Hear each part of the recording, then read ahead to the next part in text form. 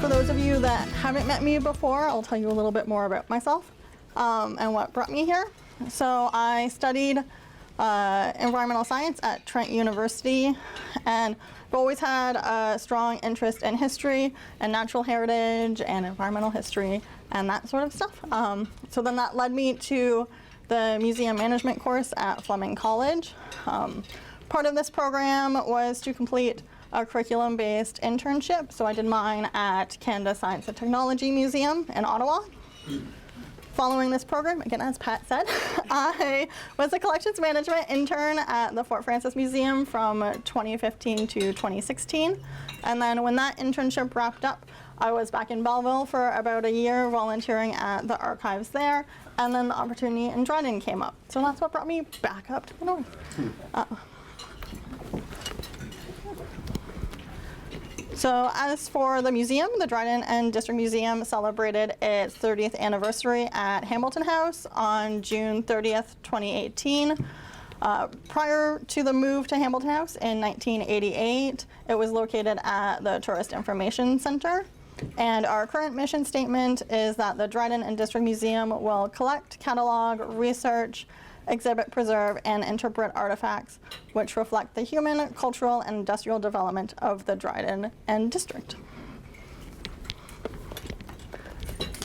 So one of the responsibilities of the museum is to preserve objects which show the history of the community, and this has been done since the day of the first museum.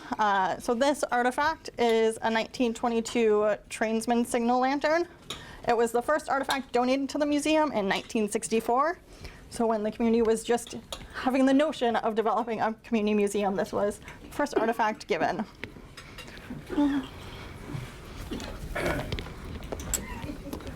So along with using material history to reflect the history of the community, we also want to preserve the stories of the community. In May, the museum hired a one-year archival coordinator intern, Natalie, who some of you have met, I believe. So she started in July. One of her projects is to begin an oral history collection for the museum, interviewing community members on a variety of topics, such as veteran stories, women's history, earlier homesteaders, and other things. If anyone is interested in more information, I did bring some brochures with me to shamelessly self-promote. So just feel free to take one or talk to me after.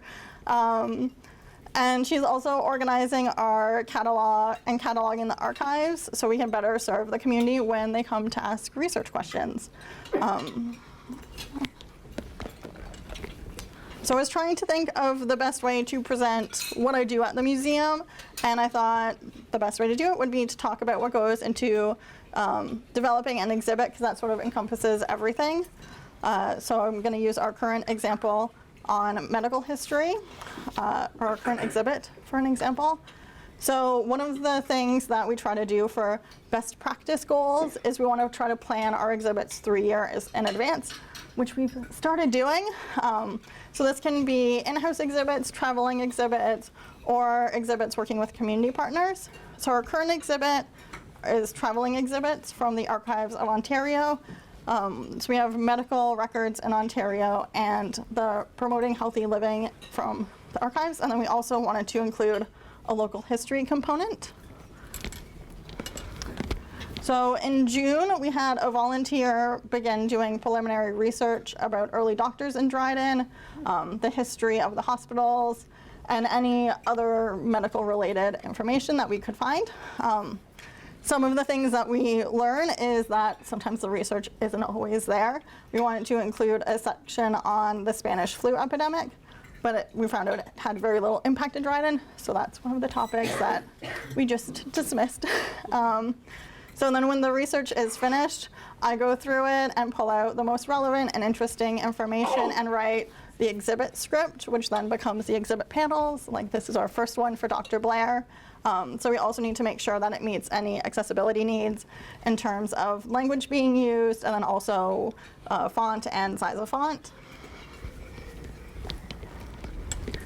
So then in July, we started looking at our collection to go through any artifacts and archival material that would best help tell the story of medical history in Dryden. And then these items are also given for the research from what came in with a donation or anything beyond that in terms of who owned it, where it was used, if it was something invented, why it was invented.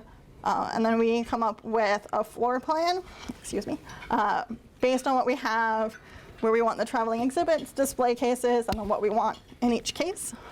And then prior to setting up the display, we also clean all of the artifacts as well. So the final step is trying to plan a program to pair with the exhibit, whether it be a school group visiting, a public event, or a guest speaker. So for this exhibit, we did a PD Day activity. So we have some photos of some of the daycare kids that came, as well as one of our volunteers, who's also a board member, helping with the craft. So we did different games like find a cure, name that disease, and then the craft to make a nurse's cap or a doctor's head mirror. And unfortunately, I missed this event, so Natalie had to run it with our volunteers, but I got great feedback that everyone did a great job and that the kids had lots of fun, and we're talking about it for the rest of the day.